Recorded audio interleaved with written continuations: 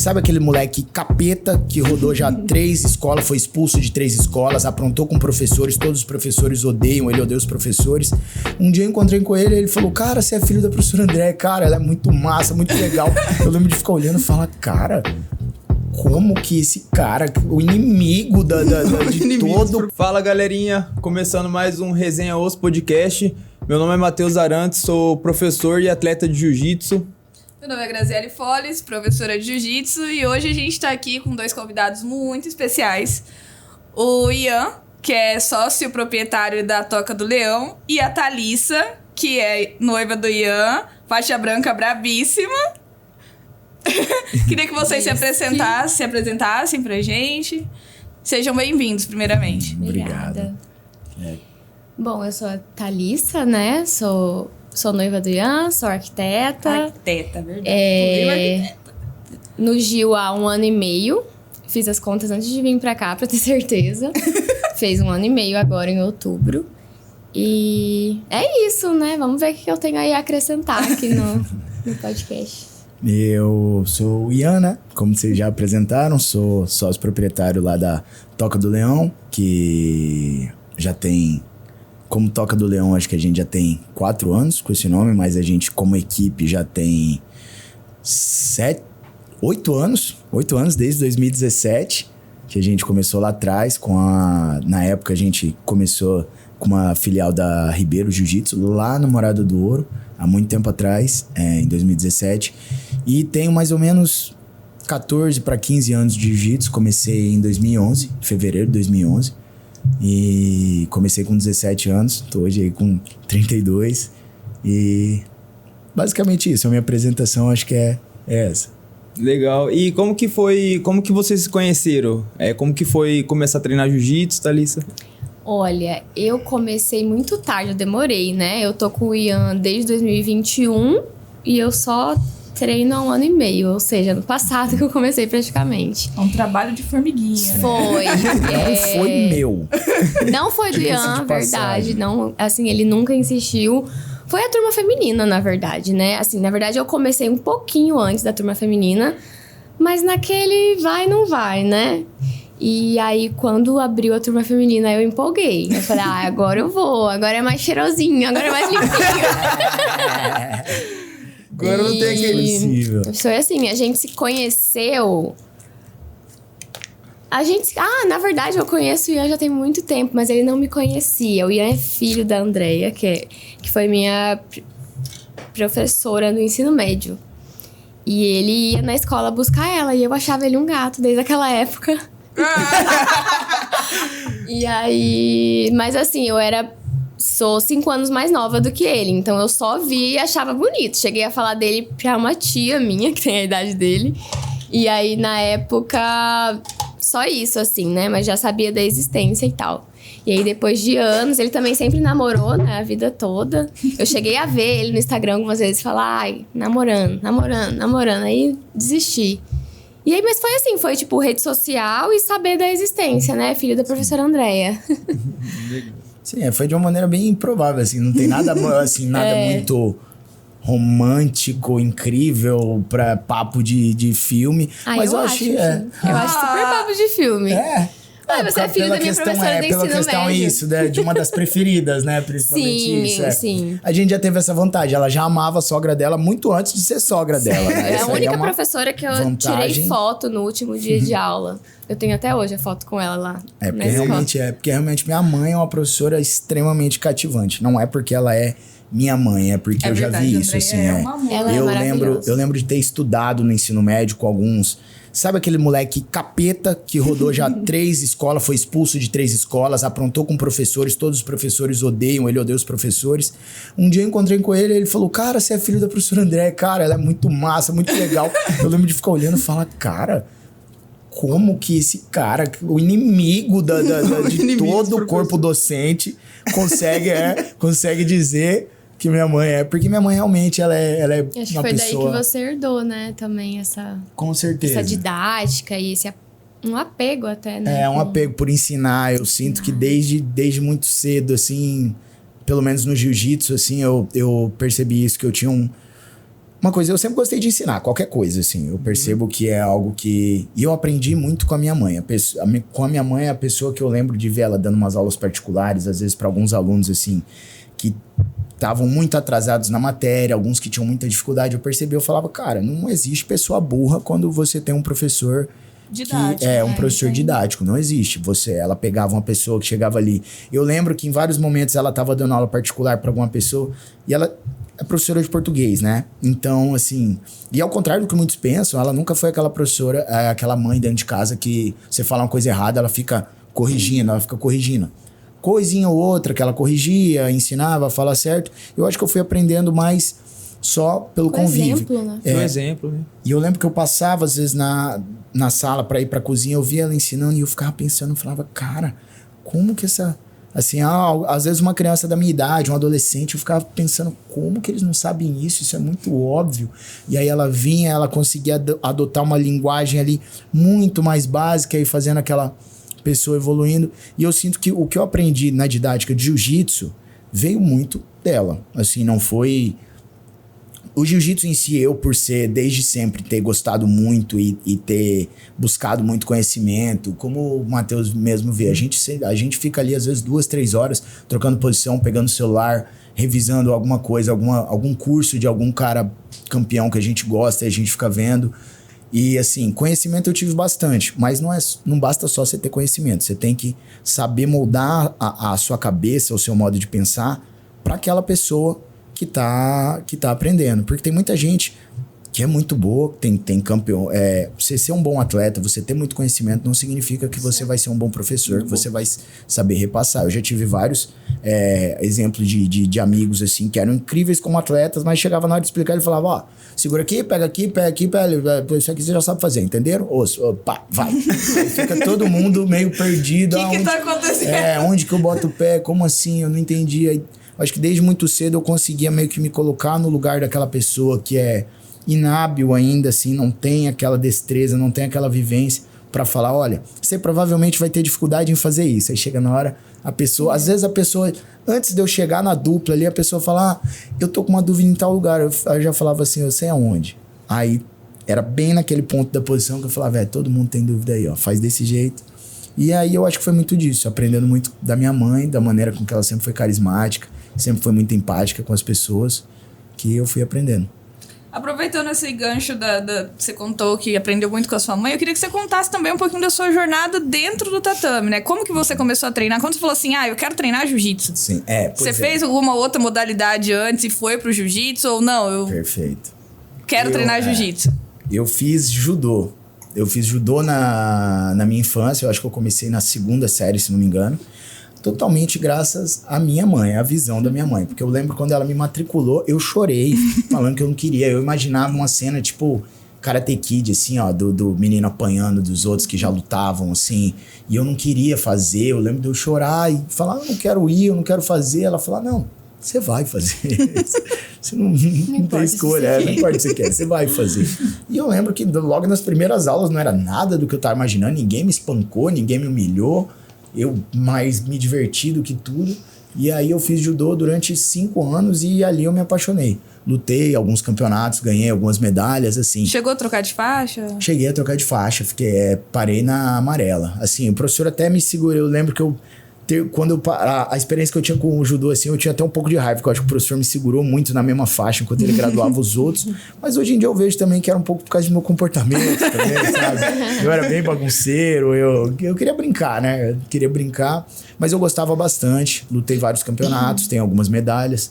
Só que não era aquela coisa como foi com o jiu-jitsu ainda. Eu não tinha me encontrado. Eu gostei. Eu vi que eu gostava de luta, mas não foi aquela coisa. E eu lembro de aprender na história do judô, que o judô era uma adaptação do jiu-jitsu antigo. E eu lembro que eu pensava, eu quero treinar jiu-jitsu. Eu nem sabia dessa ideia do jiu-jitsu brasileiro que a gente treina. Eu pensava em jiu-jitsu, eu pensava naquele jiu-jitsu japonês antigo. E a minha irmã, mais velha, 8 anos mais velha que eu, treinava jiu-jitsu e ela já tinha sido campeã estadual. E eu lembro que eu escutava a minha família falando disso. E aí um dia eu falei com ela, eu tava com 17 anos, que eu falei que eu tinha interesse. Aí um dia ela falou, tem um amigo meu que abriu uma academia aí perto da sua casa vou te levar lá, que na época era a Adrenalina Fight lá, que era o Timão, tinha aberto a academia lá. Na verdade, o Timão tava dando aula lá, tinha aberto a academia. E aí ela me levou numa segunda-feira, eu fiz uma aula experimental lá, sem kimono. Na quarta-feira eu já dava o kimono comprado, faixinha branca amarrada. E desde então eu nunca parei, assim, nunca tive uma pausa, um hiato, assim, onde eu fiquei um tempo sem treinar. Mesmo com lesão, eu tava sempre envolvido. Eu já fiquei 3, 4 meses sem treinar por causa de lesão, mas eu tava o tempo todo fazendo fisioterapia, musculação e só esperando a hora de poder voltar. Então, é mais ou menos assim que foi o começo da minha trajetória. Legal demais. E você, Thalys, você já fez outro esporte sem ser o jiu-jitsu? Já, eu fazia Muay Thai antes, né? Além da musculação. Esporte, assim, só luta mesmo. Nunca fui, assim, não fazia nem educação física na escola, sabe? Eu era dessas. Aí eu comecei, tipo assim, sempre achei muito legal luta, gostava de assistir e tal. Não me imaginava fazendo, sempre tive muito medo de me machucar. Mas aí comecei no Muay Thai. Acho que um ano antes de eu conhecer o Ian. Já fazia. E aí, na época, inclusive, que a gente começou a ficar lá no início, a Inaleia tava dando aula lá na academia. E aí eu fui lá fazer. Então eu fiz lá um tempo de Muay Thai. Não cheguei a fazer jiu-jitsu nessa época, só fiz Muay Thai. Então, só Muay Thai mesmo, assim. E jiu-jitsu. É minha... E queria perguntar pro Ianzeira, você morou um tempo nos Estados Unidos, né? E como que foi essa experiência sua lá, Ian? Cara, foi assim... Tem dois aspectos. Teve muita coisa muito difícil da época que eu fui, assim, mas foi... Em resumo, foi uma experiência maravilhosa. Eu fui em 2018, na época que a gente tinha a franquia da Ribeiro aqui. Eu passei... Você era faixa marrom ou... Faixa marrom. Faixa marrom, isso, né? Faixa marrom. Eu fui pra lá um pouco antes do Mundial, pra poder treinar um pouco e lutar o Mundial lá, de marrom. Acabei lutando, acabei perdendo na primeira luta, mas aí fiquei lá. O plano era ficar alguns meses, eu não sabia como seria. E aí já na minha segunda semana lá, eu acabei machucando, rompendo o meu menisco, de uma maneira onde eu não conseguia treinar nada, assim, ó. Eu não conseguia fazer base, eu não conseguia virar o meu joelho, assim. Então eu cheguei lá muito... Logo eu já fiquei muito, como que eu posso dizer assim? Pra quem tá acostumado a ser atleta, a ser sempre um dos melhores da academia, tá treinando sempre bem, ganhando vários campeonatos. Você chegar num lugar onde tem um monte de cara casca grossa também, e você não poder lutar direito com a galera, sentir que o cara começa a pegar leve com você porque você tá sensibilizado, foi assim, essa parte foi dura, mas por outro lado também foi incrível porque eu tive a oportunidade de acabar trabalhando lá na academia. Legal. Porque eu falava inglês, e isso é uma das coisas que a gente até conversa, eu falo pra todo mundo que eu posso, assim, principalmente quem trabalha com jiu-jitsu, assim, cara, se puder, aprenda inglês e seja fluente, porque eu cheguei lá como um faixa marrom, totalmente desconhecido, machucado, sem nem poder mostrar o meu jiu-jitsu direito. Mas pela questão da didática, pela questão de eu conseguir me comunicar muito bem com as pessoas, logo eu tive oportunidades assim que eu furei fila. Eu passei na frente de cara de faixa preta que tinha 20 anos de faixa preta, que estava ali na mesma época que eu, querendo uma oportunidade também, e acabou não tendo, e eu passei na frente. Logo eu estava dando aula na turma das crianças, logo eu estava dando as aulas introdutórias, vez ou outra eu estava dando a aula principal ali num dia ou outro, dependendo do professor, por causa disso, basicamente por causa do inglês e também eu acho que por causa da habilidade social, né? Saber tratar as pessoas bem, saber conversar, saber falar, mas o que só torna possível se você sabe falar a língua, né? Se você não sabe, fica aquela coisa difícil, meio homem das cavernas, assim, me, you, what? Me também. My name. Então, assim, acaba que o inglês ajudou muito. E uma coisa que foi muito boa pra mim foi durante esse tempo estar lá trabalhando na academia, eu era meio que um faz-tudo, assim, sabe? Eu tinha várias funções lá, eu acabei aprendendo boa parte do funcionamento da academia, então isso me ajudou muito a profissionalizar a gestão da academia logo que a gente voltou. O Lucas também, que é meu sócio, assim, sempre teve bastante visão também. Ele fez um curso de qualificação de professores da equipe na época. Isso ajudou muita gente. E eu já consegui chegar lá, assim, com boa parte desse curso que ele aprendeu, ele me repassou várias coisas. E a gente já tinha uma visão um pouco diferente, que eu acho que do que muitos tinham na época. Hoje em dia essa visão já está ficando cada vez mais comum aqui, você vai vendo com as grandes franquias, com o modo com que as pessoas aprendem a tratar a academia como um negócio, não uma coisa tão amadora, porque a gente vê muito isso. O Fábio Gurgel fala isso nos cursos dele, em vários vídeos, assim, ó, que ele conheceu vários campeões mundiais incríveis ao longo da vida, que como não se profissionalizaram, não se tornaram professores, não se tornaram empresários donos de academia, em algum ponto, eles abandonaram o jiu-jitsu para viver de outra coisa, sabe? Para encontrar o sustento em outro lugar. E graças a essa visão dessa visão empresarial, dessa visão empreendedora de lidar com a academia como um negócio, de lidar com os alunos, ao mesmo tempo que existe esse aspecto de dojo, de mestre, de discípulo, um pouco, tem essa parte de tratar os alunos também como clientes, porque é isso, são pessoas adultas que têm suas vidas e estão ali pagando a mensalidade para ter um serviço prestado. Então a gente tem que ter também essa visão de qualificar melhor a academia, de ter um ambiente limpo, agradável, de saber tratar os alunos, de ter uma metodologia tanto para os adultos quanto para as crianças. Isso fez uma diferença muito grande. E tá começando agora, eu acho que a gente está começando a colher alguns frutos que a gente veio plantando aí durante anos e anos, assim, de dificuldade, de incerteza. E eu acho que esse é o nosso primeiro ou segundo ano, assim, que eu posso dizer que a gente começa a se sentir satisfeito com o que a gente faz e falando assim, ó, tá começando a dar certo. A gente tá começando a poder viver do jiu-jitsu, a gente não tem mais aquele aspecto, como é muito comum, é muito glamorizado aqui no Brasil, essa coisa do atleta quebrado, do atleta coitadinho, do atleta sofrido. Pra isso, patrocínio, tem que ficar vendendo coisa no sinal. A gente já fez tudo isso, a gente já vendeu brigadeiro no sinal, a gente já fez vaquinha, já fez almoço, vendeu galinhada, feijoada pra juntar dinheiro. Isso faz parte, né? A gente vê atletas olímpicos, pô. A gente vê atleta olímpico que foi campeão de argola, que foi campeão de várias modalidades, onde você vai ver o cara teve que fazer vaquinha. A pessoa às vezes faz até hoje. E faz até hoje. O que eu acho que era pra ser, isso é inadmissível. A gente vê grandes potências esportivas, eles têm apoio, tanto do Estado quanto da iniciativa privada. É muito mais fácil para eles ter apoio. Pra gente aqui tem muito essa mentalidade, você é atleta e você trabalha? Mas qual é a sua profissão? Além de ser atleta e dar 6 aulas por dia, você trabalha? Você só faz isso? Você só faz isso? É verdade.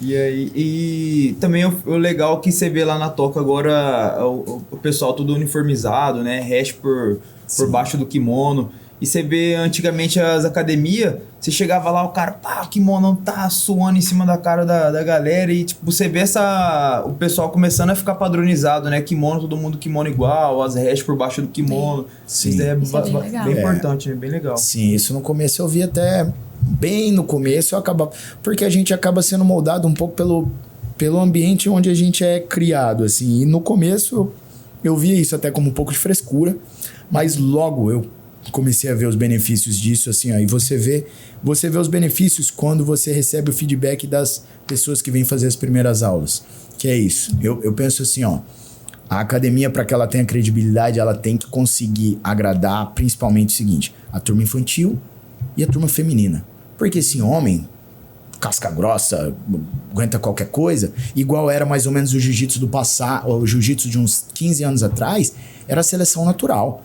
Só ia ficar aquele cara que já é naturalmente psicopata, casca grossa. Aguentasse porrada. Na primeira aula, os caras já colocam ele pra sair na mão ali com os outros. E a galera já fala, o tamanho desse cara aí, já aperta ele, já bate nele. O cara chegava na academia, você já colocava o mais bravo pra lutar com o cara. Né? Pra mostrar serviço, pra mostrar o quanto. Na aula introdutória era o cara arrebentando ele. Pois arrebentando. E assim, acaba que o cara... Vamos falar mais do cara, né? Porque nesse ponto ninguém vai botar uma mulher pra já sair sendo espancada, né? Só quem é muito sem noção. Mas assim, no caso do cara, o cara que vive uma vida... Tem gente, como eu tenho exemplos de familiares, meus amigos, que assim, passaram boa parte da sua vida até chegar na vida adulta sem ter feito um esporte, sem ter aprendido a dar uma cambalhota, uma estrelinha. Essa pessoa, ela vai chegar lá, ela é muito mais sensível fisicamente do que as outras, ela é muito mais vulnerável mentalmente do que as outras. E não quer dizer que ela vai ser assim o resto da vida. Você consegue cultivar dentro das pessoas esse ímpeto, esse instinto primitivo que a gente tem de combate e de agressividade, que a gente tem. E o jiu-jitsu serve muito para isso, para controlar o daquele que é muito exacerbado ao longo da vida, aquela criança, aquele adulto que é muito violento, que é muito grosseiro, e também para cultivar naquele que acha que não é, que acha que é muito mole, que não sabe, que pensa que não consegue. E aí, se você já expõe ele logo a um ambiente muito hostil, ele vai embora, ele vai espanar na primeira aula ou no primeiro mês, logo ele vai sair. Mas se você consegue criar um ambiente ali que seja acolhedor, onde ele se sinta seguro, onde ele sinta que a integridade dele está sendo preservada. Porque ninguém quer pagar mensalidade para ficar indo e sendo quebrado, né? Chegando machucado, não podendo ir trabalhar, não podendo realizar as atividades básicas do dia a dia da maneira correta. Então, se você promove ali um ambiente seguro, onde a pessoa não vai se machucar, vai ser exposta a desconforto, porque é inegável que o jiu-jitsu vai te causar desconforto. Alguém vai estar tentando te finalizar, tentando te causar uma ameaça de fratura, uma ameaça de desmaio, assim dizendo.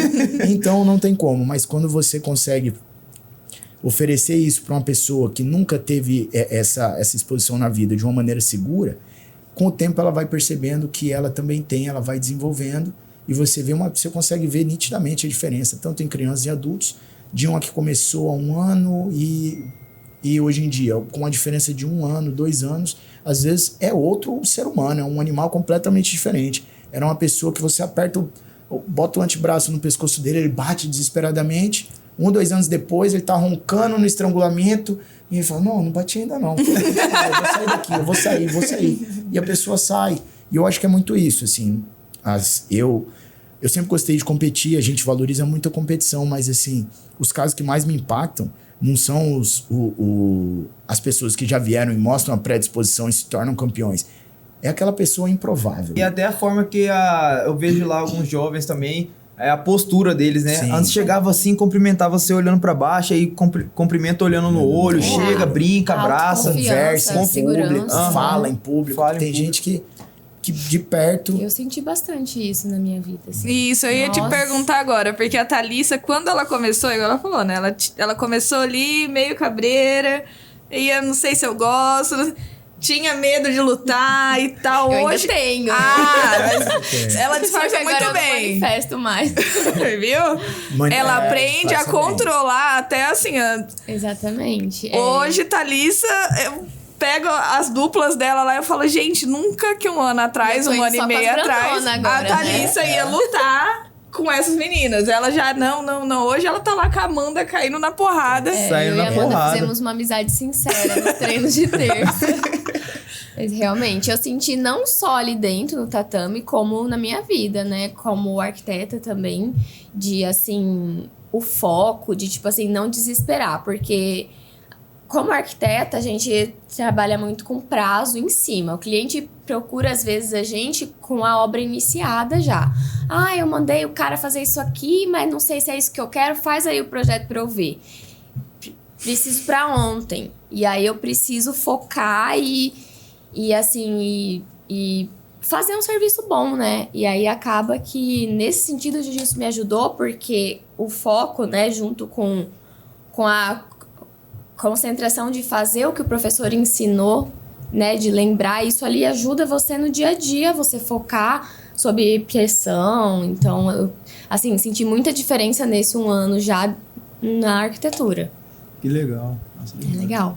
E a disciplina também que o jiu-jitsu vai dando. Também, exatamente. Tempo, né? Eu sou autônoma há 2 anos. Antes disso, eu era CLT, né? E aí, assim, meu primeiro ano de autônoma, ali os primeiros 5, 6 meses, eu era muito desfocada. O tempo todo no celular, e hoje em dia rede social.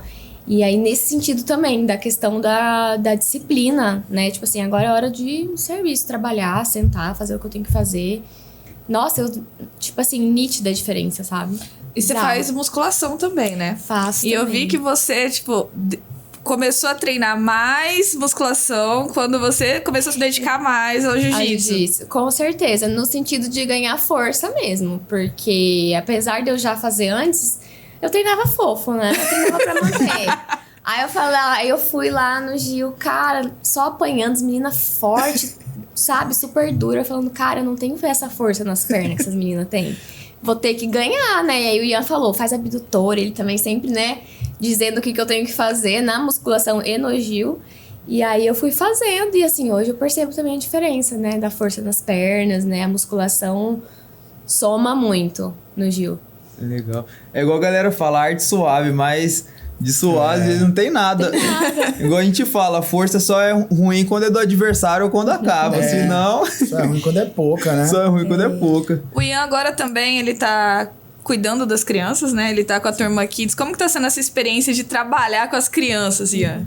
Então, hoje em dia já é um pouco mais tranquilo. Apesar de que eu acho que quase todo professor pode dizer que, assim, uma aula Kids é muito mais difícil que você dar 2 aulas adultas. Porque por motivos óbvios, né? O adulto tá ali já bem decidido do que ele quer. Muitas crianças estão ali porque o pai e a mãe colocaram, porque querem todas as habilidades que a gente tá falando aqui, todos esses benefícios já pra criança desde novo. E a criança, é óbvio que ela não entende. Assim como eu não entendia no judô. Gente, o tanto de flexão que eu pagava, sabe? Hoje o peito é mais desenvolvido por causa do tanto de flexão que eu paguei na época do judô. Muita, gente, muita. Eu não era o pior da turma, mas eu sou diagnosticado com TDAH desde a época que TDAH não era moda. Que nem era esse o termo que se usava, era hiperatividade. Minha mãe, eu lembro dela me levar pra ir fazer ecoterapia, onde eu andava no cavalo. Eu tinha hora lá que eu fazia com a psicóloga lá, umas atividades na piscina. Diz ela que melhorou na época, assim, eu não posso dizer, né? Eu acho que não. Eu não posso dizer, né? Mas, assim...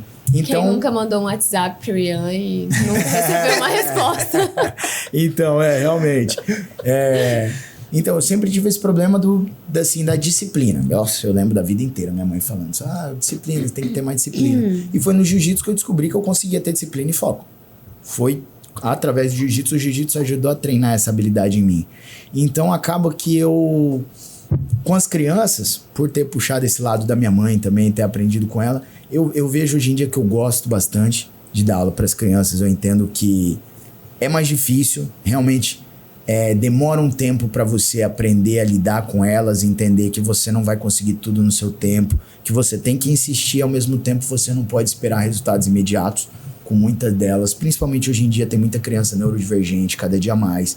Então... Você trabalha muito mais o seu ego, da frustração de não... Perfeito. Você fala assim, cara, eu não consigo, tô conseguindo transmitir, aí você pensa, não, tem que mudar a estratégia. Perfeito. Aí você muda a estratégia, você fala, não, agora vai dar certo.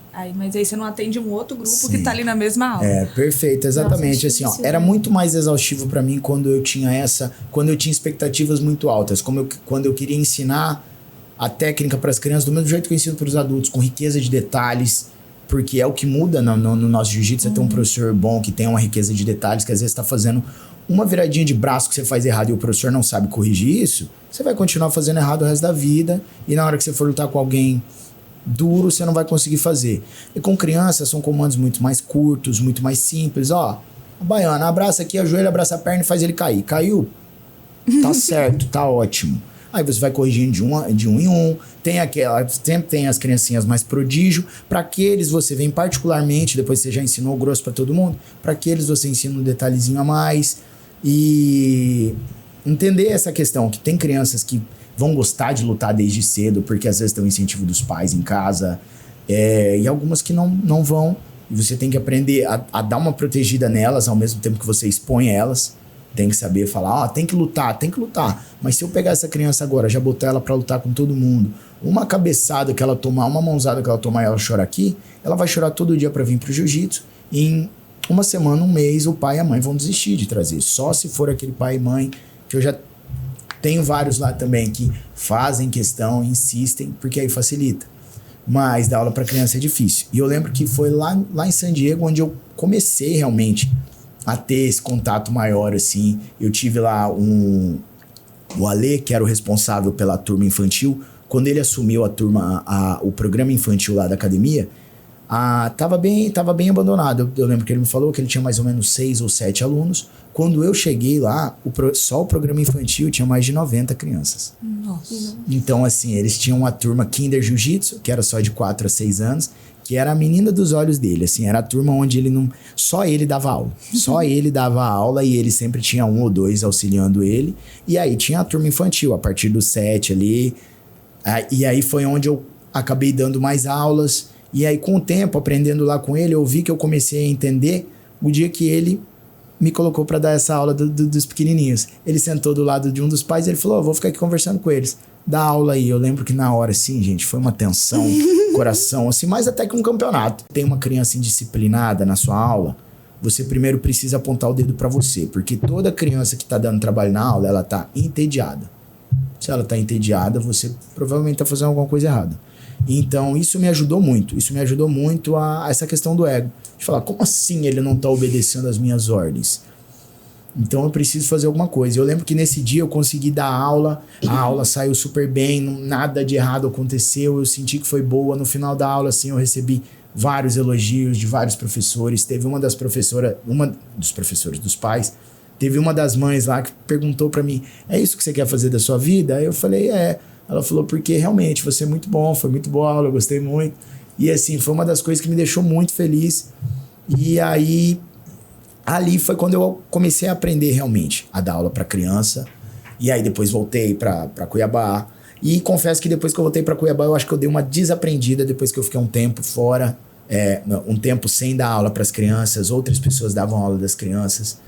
E aí até eu reassumir as turmas, eu tive uma dificuldadezinha. Durante uns 4, 5 meses, gente, minutos antes da aula, eu tava assim em casa, falando, meu Deus, cara, eu tenho mais uma aula para dar para as crianças, assim, era muito difícil. Eles vão comer o meu cérebro, eles vão comer o meu cérebro. Mas aí, com o tempo, outra coisa que ajuda demais é você ter o planejamento das aulas. Você já ter o planejamento estruturado ali, ó, oferecer para elas uma rotina que vai mudar muito pouco. Todo dia vai ser basicamente a mesma coisa, com algumas diferencinhas, com algumas surpresinhas para que eles se animem mais um dia ou outro, mas vai ser basicamente sempre, o aquecimento vai ser muito parecido, depois do aquecimento a fase ali da técnica vai ser muito parecida, depois da técnica vão ser os mesmos conjuntos de brincadeiras didáticas que a gente vai intercalando, mas vai ser sempre muito parecido, porque a rotina ajuda muito. Você ter uma rotina de programação, de treino,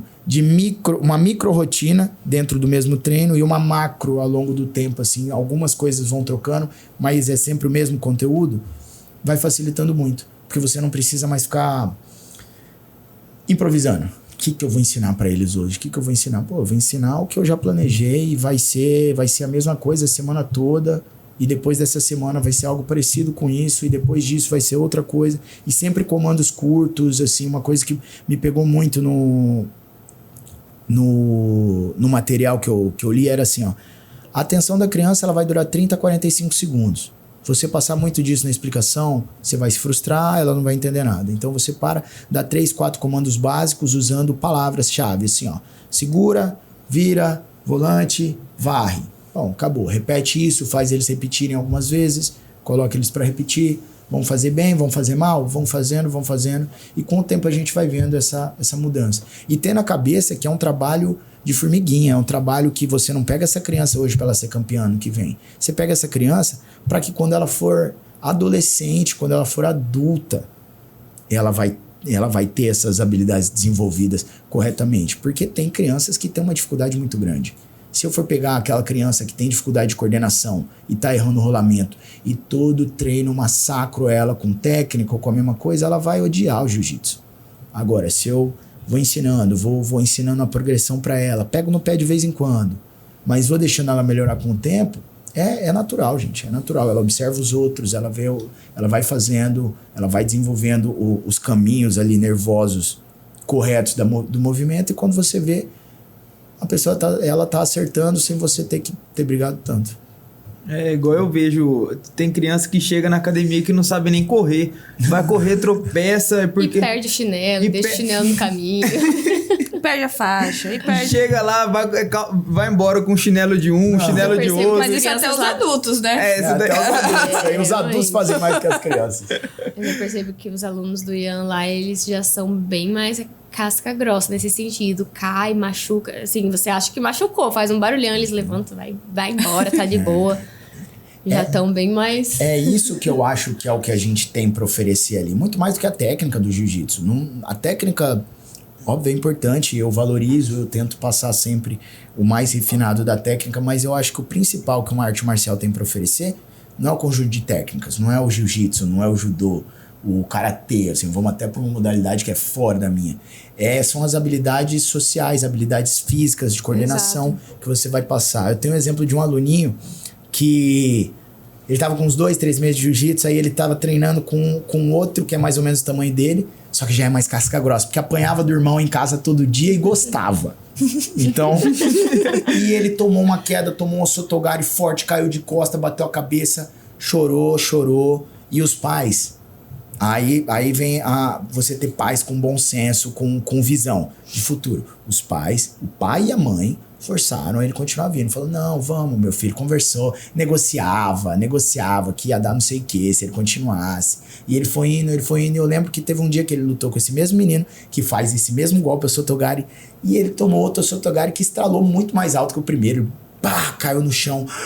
Eu entrei em choque, o pai dele entrou em choque, ele levantou e fez assim... Tô bem. Continuou. Gente, isso pra mim, assim, ó, essas coisas são... É sobre isso. Que me trazem gratidão, assim, que na hora, assim, até enchia o olho d'água, assim, que eu falava, cara, tô conseguindo ensinar pra ele o que eu quero ensinar, realmente. O jiu-jitsu, ele vai aprender invariavelmente. Se ele tiver muita dificuldade pra aprender a técnica agora, quando ele for mais velho, ele vai ter a maturidade mental pra aprender. Mas essa dureza, essa resiliência...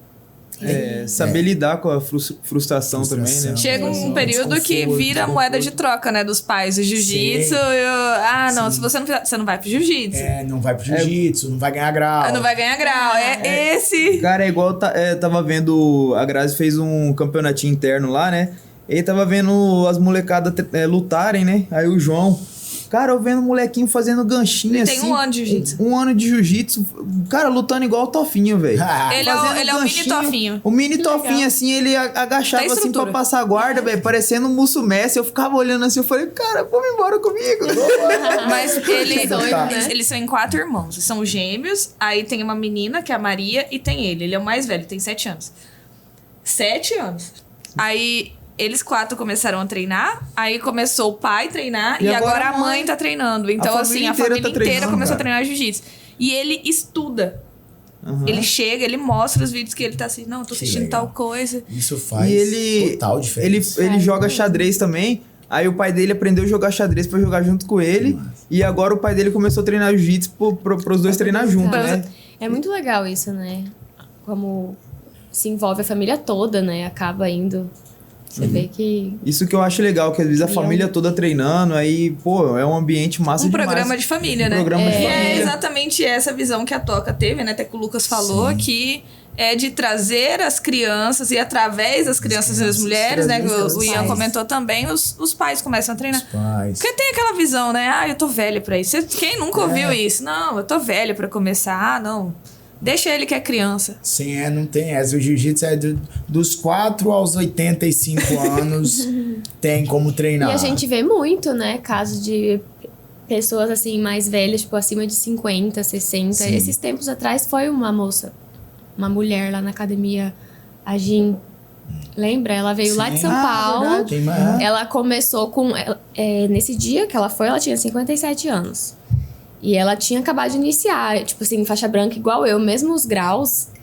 E ela falou, cara, não tem essa de idade. Qualquer idade é idade pra começar. E você sente os mesmos efeitos, né? Sim. Questão, assim, emocional, físico.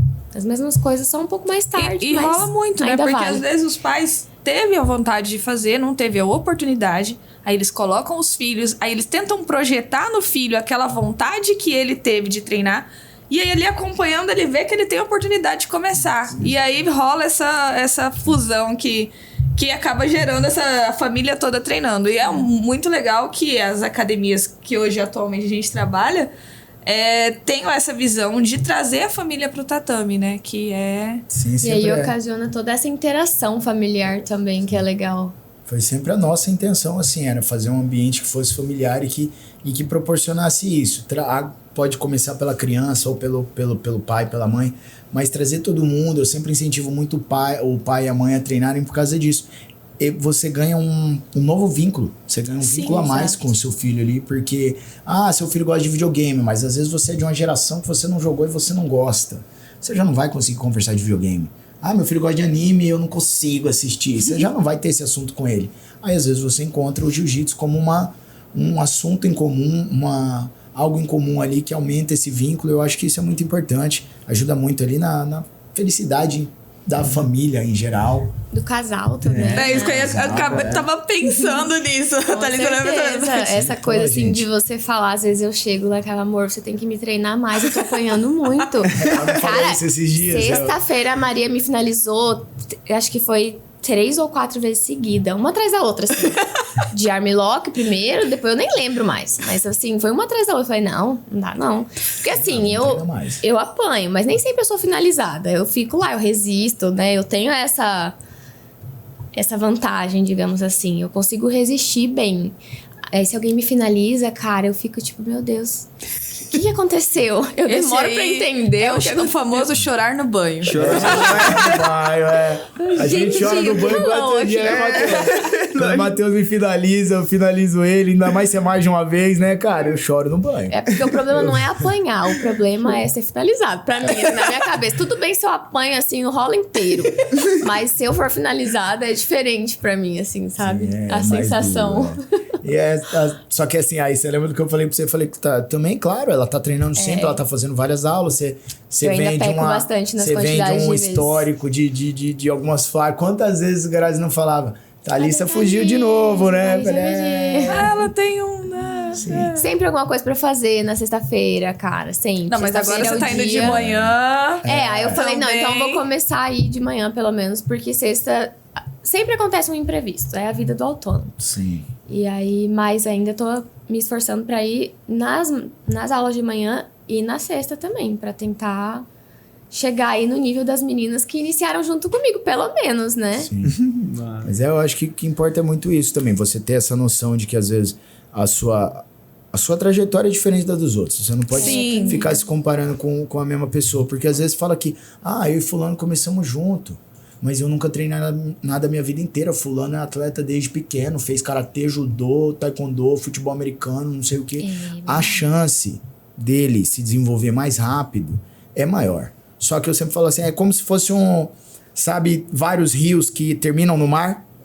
Tipo uma jornada muito parecida. Todo mundo vai terminar ali. Se todo mundo continuar, todo mundo eventualmente vai chegar na faixa preta, todo mundo vai estar de certo modo nivelado. Claro que um ou outro vai manter aquela... Tem um ou outro que tem um talento natural. Eu já encontrei vários assim, eu não sei dizer. Muita gente falava na época, quando eu comecei, porque você tem talento, não sei o que, mas eu falo, cara, eu apanhava de vários caras no começo, assim, ó. O armlock na guarda, a estrutura dele, eu olhava e falava, ele pisou aqui e pega o braço, eu não conseguia conceber aquilo. Até eu conseguir me destacar na faixa branca, ganhar os campeonatos, era porque eu virei um rato de tatame. Do meu primeiro treino, eu tava ali, tinha treino, eu treinava o treino das 8 das 10h30 da noite. Aí tinha o treino de MMA, que era profissional, meio-dia. Chegou eu lá, faixa branca, 17 anos na cara, bocão da Royal, boca desse tamanho, aparelho, sem protetor, igual um maluco treinando com os caras lá, empolgadaço. Tipo, eu tinha se você pra ver as horas de serviço que eu tive ali desde o começo, é explicável porque que em 8 meses eu já estava melhor que várias das pessoas, porque o lastro de treino que eu tinha era muito maior. Enquanto a pessoa normal que treinava ali o treino da segunda, quarta e sexta, das 8, em um dia, às vezes, eu tinha a mesma hora que a pessoa tem na semana inteira. Então você vai multiplicando essa diferença ao longo dos anos, você vai criando uma diferença. E aí, desde o primeiro campeonato, eu consegui ganhar o primeiro campeonato, o segundo, terceiro, fui vendo que eu levava jeito, porque eu também tava treinando bastante. E quanto mais eu ganhava, mais eu queria treinar. E quanto mais eu treinava, mais eu levava jeito. Sabe? Então, eu fui não é no empolgando. talento, é na raça. É, na raça. Vai indo, vai lutando, vai ganhando, ou vai perdendo e ficando na vontade, como aconteceu comigo várias vezes também, assim, onde eu fui perdendo e ao mesmo tempo que me dava aquela coisa, assim, eu falava, não, cara, eu preciso ganhar esse campeonato. Esse campeonato que eu não ganhei, então eu ia treinando, vai treinando mais. E aí, ao longo dos anos, conforme eu fui subindo as faixas, eu acabei tendo que lidar mais com derrota. Porque vai ficando um nível mais alto e a gente começou a querer lutar campeonatos de nível mais alto, sabe? Então, quanto mais alto é o nível, você vai vendo. A gente vê atletas como o Adam Warzinski, que lutou... Ele é uma grande inspiração pra mim, que lutou 7, 8 mundiais, não sei. Perdeu todos e aí, finalmente, ano passado, ano retrasado, foi campeão e postou isso, mostrou a lista dos campeonatos que ele perdeu.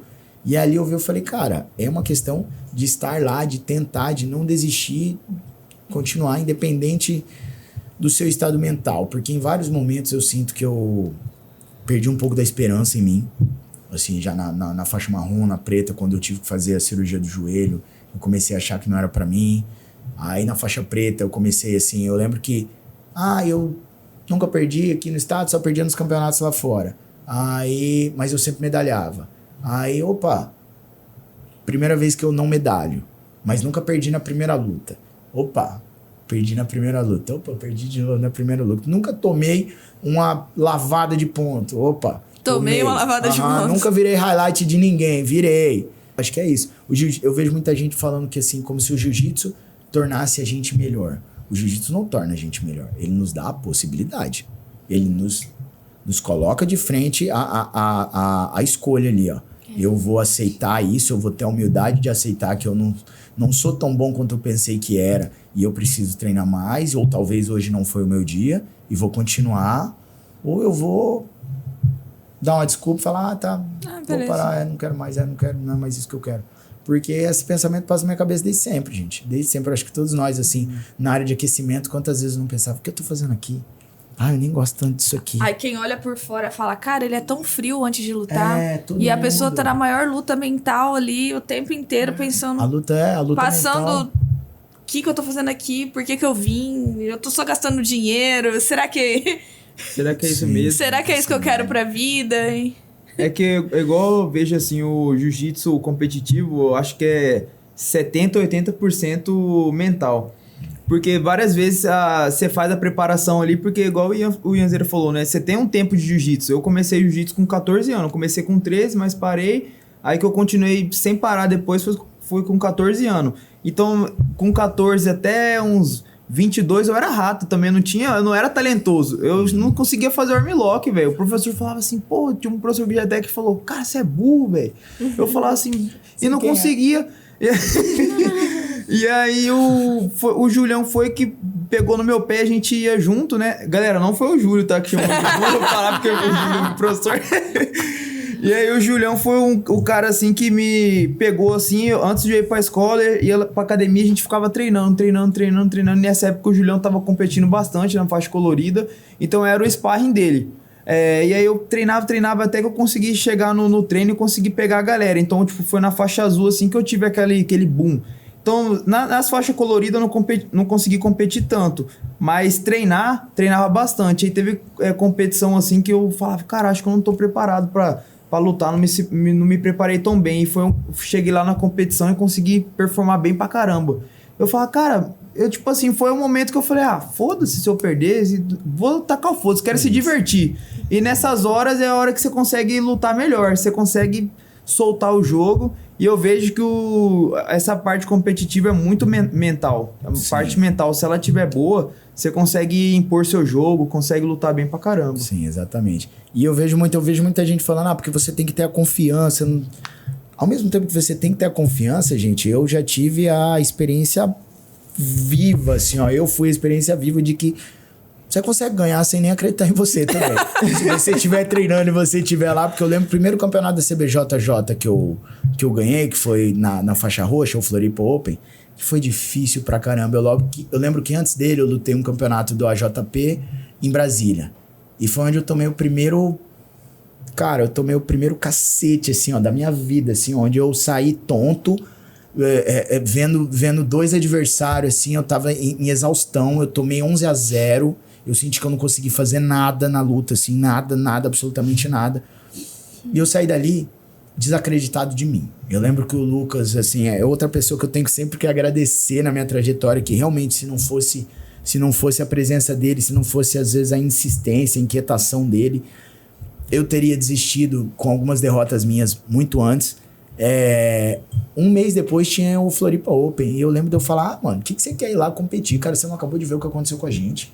A gente perdeu tudo de primeira nesse campeonato aqui. A gente não tá preparado, a gente tem que treinar mais, tem que malhar mais. E ele insistiu e eu fui por pura insistência dele, sabe?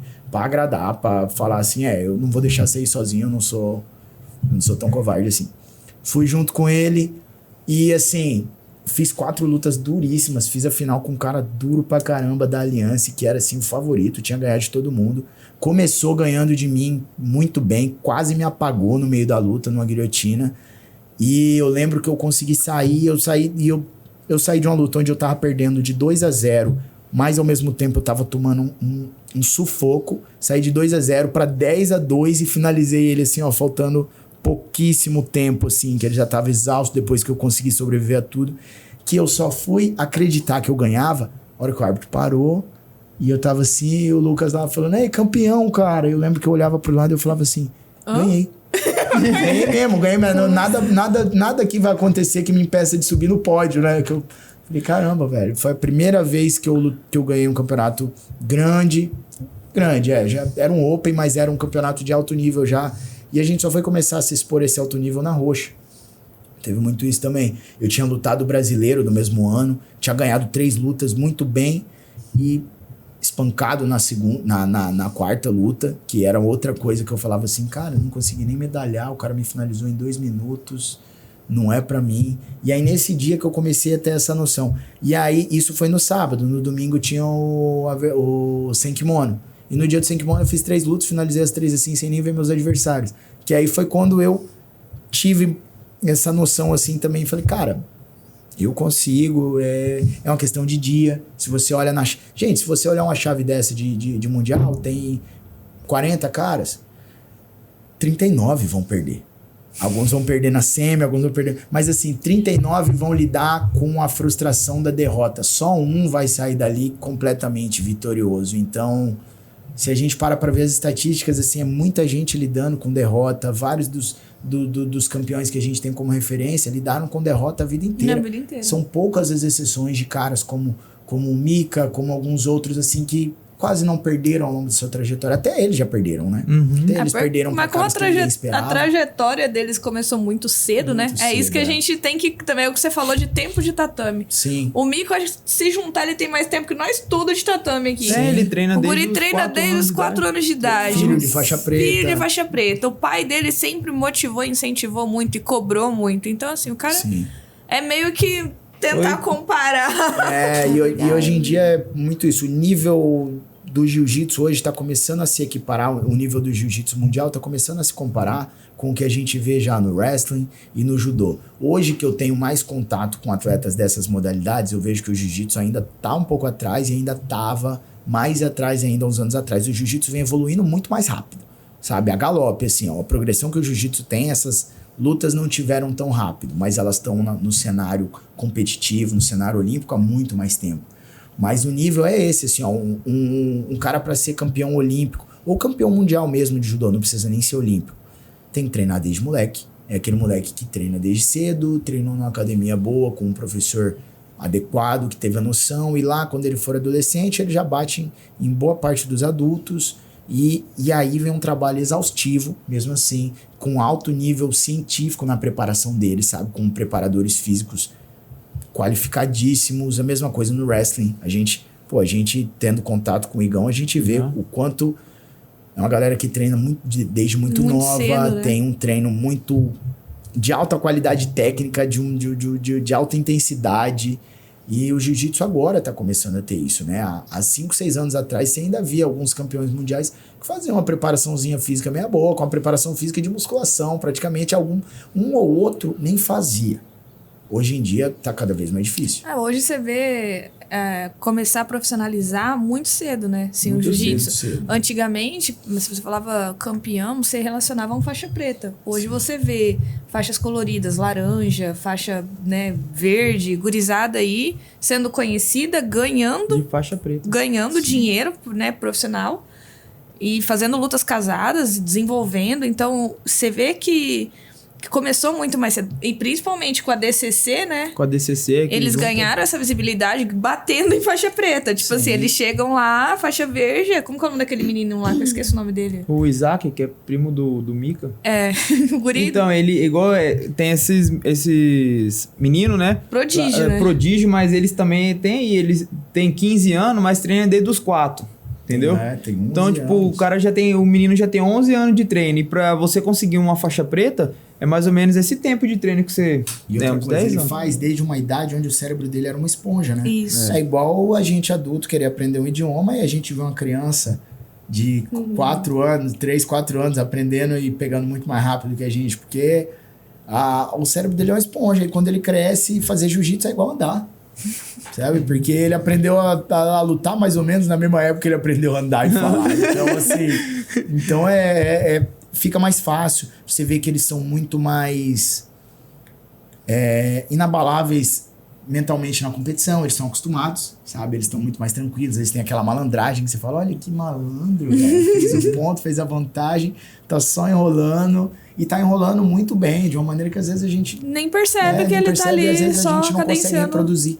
Muitas vezes eu vi e outra isso. coisa que você vê que os moleques ali estão ali porque gosta. Diversão, entendeu? Sim. Diferente de às vezes alguns pais, eles querem que os filhos deles sejam competidor, mas a criança não quer aquilo ali, entendeu? Não. A criança quer jogar bola, quer se divertir. A partir do momento que você deixa uma coisa muito forçada, você impõe aquilo ali pra criança e, pô, não deixa ela se divertir, fazer tipo assim, não fazer só o que ela gosta, mas deixar ela se divertir ali através do jiu-jitsu, aí você vê que a guri vai embora. Agora, quando é muito forçado, Sim. o moleque não quer e, tipo, chega uma certa idade, o moleque já não quer mais nem saber, já Sim. parte pra outra e tem essa diferença também, né? A receita pra fazer ele não querer é você obrigar demais desde Obrigar novo. demais. É uma coisa que eu já tive alguns casos na academia onde eu acabei perdendo o aluno porque o pai ficou ofendido. De eu falar assim, cara, seu filho não quer. Seu filho não quer. Ele não quer fazer, você tá obrigando ele, tá botando ele pra treinar aqui, tá botando ele pra treinar em outra academia, ele vem aqui desanimado, ele não quer. E não adianta. E pra quem estiver assistindo depois, a receita pro seu filho odiar jiu-jitsu na vida adulta é você obrigar demais ele a fazer quando ele não quer. Botar ele pra competir quando ele tá com medo, quando ele já bateu muito o pé, porque como minha mãe fez comigo, eu não queria, eu chorei, mas ela me fez ir e logo eu vi que eu gostava e que eu queria. Ela nunca ficou me obrigando a competir, ela só me inscrevia, eu ia, não tinha muita escolha, mas tem crianças que manifestam, que elas meio que vão se traumatizando e, cara, muito provavelmente quando ela tiver a idade de ter a vontade própria mais definida, mais respeitada, ela vai parar. Com 16, 18 anos já vai estar abandonando e não vai querer mais saber. Se você não souber dosar essa coisa entre estimular, colocar ele para fazer ali porque você sabe de alguns benefícios e a diferença entre você impor de uma maneira mais autoritária algo que você queria, mas ele não quer, provavelmente não vai dar certo. Provavelmente ele vai parar. Eu conheço vários casos hoje em dia de caras que já estão adultos hoje que foi isso, não quer nem saber de treinar porque numa época que era mais novo, que não tinha escolha, foi obrigado, treinou demais e não quer mais nem saber. Hoje em dia estão bebendo, comendo pra caramba, não estão nem malhando, não estão nem fazendo... Então, tudo barrigudo. Tudo barrigudo, não estão nem fazendo um treininho 2, 3 vezes na semana, nem o jiu-jitinho terapêutico. Terapêutico. Lifestyle. Porque eu acho que esse que é o principal. Terapêutico. Thalícia faz jiu-jitinho terapêutico. Mas levando em consideração o meu histórico de atleta, eu acho que eu tô indo até bem. Eu fico muito orgulhoso. Porque realmente, gente, eu era aluna da escola que, tipo, fazia pesquisa escrita de educação física pra não ter que fazer as aulas de educação física. Juro. Eu era a sempre criança que corri duro nunca de entendia esporte. essas meninas. Eu falava, o que vocês estão fazendo? Vocês são loucas. É a parte melhor, né? Como que você não tá aqui? Eu só queria fazer educação física, pô, jogar bola. eu era legal. Eu era a menina que matava a aula de outras matérias pra ir pra educação. Pois é. Não, eu ficava sentada, educação física inteira. Só fofocando com as Você vê. amigas. E a Thalia, Não nossa, me orgulho disso. Sinto falta hoje em dia. Eu percebo completamente a diferença. Não incentivo. Porque, nossa, muito diferente. Você percebe nitidamente. Minha irmã sempre fez educação física. Faz um monte de esporte, sempre fez. Gente, ela é muito mais desenvolta em qualquer esporte. Se ela não faz jiu-jitsu ainda. Se ela começar, vocês vão ver que, tipo assim, ela vai se sair muito melhor do que eu no início, sabe? Você fica mais... uma capacidade melhor, né? Deve ter aí alguma coisa científica que explica. Eu não sei dizer, mas... É muito É parecido. nítida a diferença. Gente, gostaria de agradecer a presença de vocês. Vamos caminhando pro finalzinho. E queria deixar esse espaço para vocês deixarem algum recado, né? Thalissa, quiser deixar algum recado, falar pro pessoal seguir a sua empresa, né? A TH ao Quadrado Arquitetura. Meu arroba é Thalissa Perim. Mas eu acho que eu quero falar mais no jiu-jitsu mesmo, sobre o jiu-jitsu. No sentido de, tipo assim, de vir a mulherada, sabe? De vir as mães com os filhos, família também. Nessa questão de, tipo assim, de ter aí uma união, tipo, da família, sabe? Pra, tipo assim, dialogar melhor, né? Eu acho que o jiu-jitsu incentiva nesse sentido também. E acho que pra mulherada a questão da defesa também é essencial, né? Mas só sobre isso, assim, gente. Chamar a mulherada mesmo, chamar as famílias. Vamos praticar o esporte, que é muito massa. Show, legal. Ian? Legal.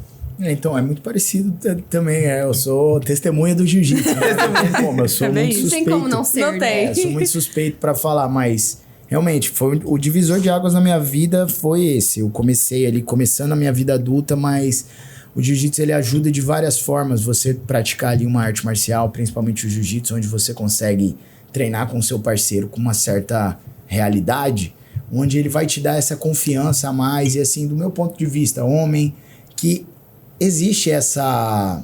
Por mais que a gente vive numa sociedade já muito mais civilizada, ainda existe esse recurso da violência em alguns casos, e a gente inconscientemente está refém dele, como quando você vai num show, quando você vai num lugar onde tem pessoas ali com um comportamento um pouco mais invasivo, um pouco mais expansivo. É impossível você não se sentir um pouco inseguro em algumas situações onde o jiu-jitsu ajuda muito. Você ter a noção que você sabe se defender. Uma pessoa confiante, vamos falar do homem, né? Um homem confiante ali, nesse quesito, ele é muito mais controlado, ele é muito mais sociável, ele é muito mais civilizado, porque a gente tem essa confiança, tanto de eu saber que eu vou conseguir me defender, eu vou conseguir defender ela, se precisar, eu sei que eu consigo. Porque muitas brigas que acontecem é aquela coisa, que esse cara tá me tirando, esse cara tá me desrespeitando, ele acha que eu não aguento com ele, eu vou cair na porrada com ele. Ainda tem essa coisa meio animalesca, meio essa falta de civilidade, que você treinando, você se expondo a isso, você consegue controlar muito bem esse instinto. Por exemplo, eu sempre falo assim, o jiu-jitsu, ele é o último reduto ali da defesa do ego. Por exemplo, você tá Lan House, quantas vezes você não tá vendo os caras jogando CS, um deu um headshot no outro, usou, o cara fala, vamos lá fora. Vamos lá fora, então. Ou no basquete, no futebol, a gente vê vídeo, o cara toma um chapéu, toma uma caneta, já mete a mão no outro. No jiu-jitsu não tem essa. Na luta não tem essa. Já é o último recurso. Se você acabou de perder pra ele aqui... No braço. No braço. Você vai fazer o quê? Vai chamar ele pra um duelo de faca, de tiro? Não tem muito o que eu chamo a fazer. família. Porque, tipo assim, quando a gente quer falar de, tipo, defesa da mulher e tal, eu acho que sim, a gente precisa aprender a se defender como mulher. Mas eu acho que os homens precisam aprender aí a ter um controle emocional maior, sabe? Eu acho que isso precisa ser abordado no sentido da segurança da mulher, porque eu acho que parte É o muito... que mais precisa, né? Eu acho que assim, Mais então até assim, do que a chamar mulher as saber se famílias, defender. sabe? Venham as mulheres, mas venham homens, sabe? Vamos né, melhorar. vamos fazer uma arte marcial, jiu-jitsu é essencial. vida. Isso é vida. Jiu-jitsu é vida. E é isso aí, galera. Agradecer aí todo mundo que tá assistindo a gente aí. E segue lá o Ianzeira, Thalissa. Vamos junto aí levar a bandeira do jiu-jitsu aí pra todo mundo. E é isso aí. Os...